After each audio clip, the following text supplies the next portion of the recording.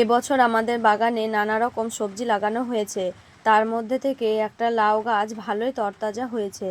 আজকে সকালবেলা উঠে দেখি জানলার এক কোণে একটা বড় সাইজের লম্বা লাউ হয়েছে। তাই বেশি দেরি না করে লাউটাকে কেটে নিয়ে এলাম।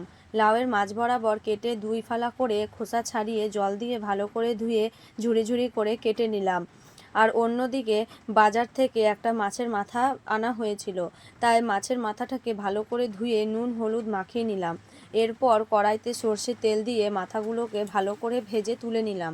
এরপর ওই তেলে জিরে তেজপাতা ফোড়ন দিয়ে লাউগুলোকে ঢেলে দিয়ে তার মধ্যে কয়েকটা কাঁচা লঙ্কা চিড়ে এবং তার মধ্যে নুন হলুদ দিয়ে নাড়াচাড়া দিয়ে ঢাকা দিয়ে দিলাম।